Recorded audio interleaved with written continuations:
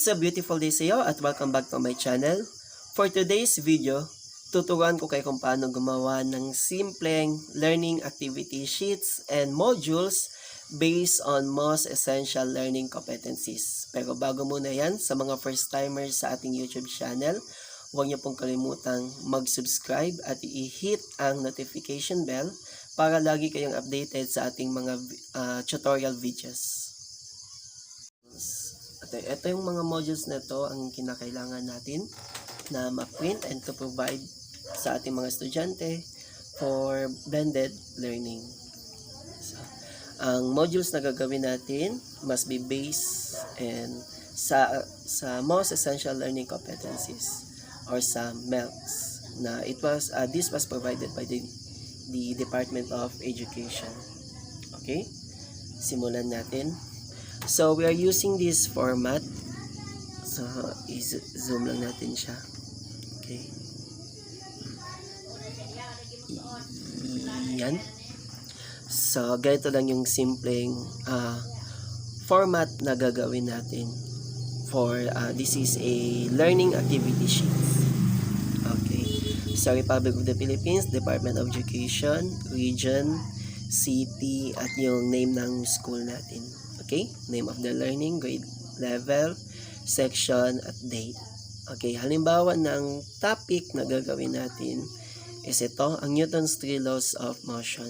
Ito po yung learning activity sheet nila. Okay, so ito lang muna. Itong background information for learners. So, gagawa tayo nito ng halimbawa nito. This is a template na ginawa ko.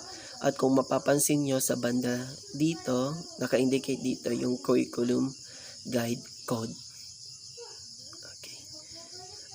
This is a topic for grade 8 science first quarter.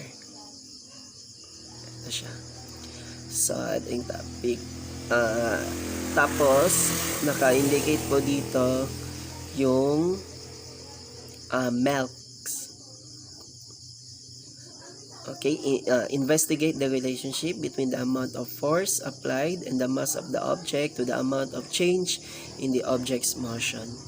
So, ito yung mga kinakailangan ng malaman ng ating estudyante. So, nakalagay na siya dito. Okay? Tapos, i-indicate po natin yung most essential learning competencies natin. Okay? So, yan. Tapos, yung CG code dapat i-indicate po natin. Okay. Tapos, ilalagay natin dito yung direction at instruction kung ano pa yung gagawin ng mga aral natin. So, halimbawa, as they read this background information, so, gagawa ng simpleng activity yung estudyante natin. Tapos, exercises and activities. So, exercises pwede po natin i-include dito yung pre-test. Tapos ng pre-test, pwede natin lagyan ng activities. Tapos activities, lalagyan natin, after ng activities, is yung post-test. Tapos, meron din po tayo dito yung guide questions. Okay? So, if necessary lang po siya.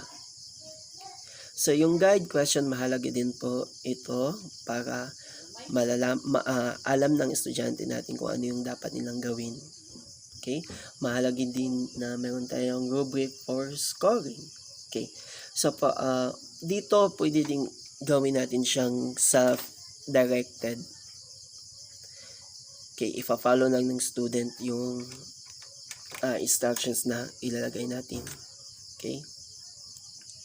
And reflection. Okay? So, what are the things that he thinks or he or he thinks na nakatulong sa kanya as he studies this entire module or learning activity and reference. So, there's a necessity sa atin na lagyan ng reference for further na information na gusto pa ma-attain ng student natin. Okay? And This one is the answer key. Okay. So, pagkatapos niya, dito, pag na-take nyo na yung exam, I mean yung short test, or ng quiz, or ng post-test, so mag-self-evaluation siya. So, titignan niya kung tama ba yung ginawa niya, o yung mga sagot niya. And dito yung name po ng teachers na gumawa ng learning activity sheet. Okay? So, another reference po natin is, aside dito, is yung Private Education Assistance Committee. They provide us modules. So, if you can visit their website, so ipoprovide ko lang po siya sa description ng video ito. So, makikita nyo dito, meron silang learning module, Science Grade 7, during sa quarter 3 po ito. And noong 2019 pa po ito. Okay. Ang topic po dito is about waves and sound. Okay. And may nilagay dito na note ang PEAC. Okay. So, this is not only intended po sa mga private school. Magagamit din po ito ng mga public schools. Okay. Naka-indicate po dito.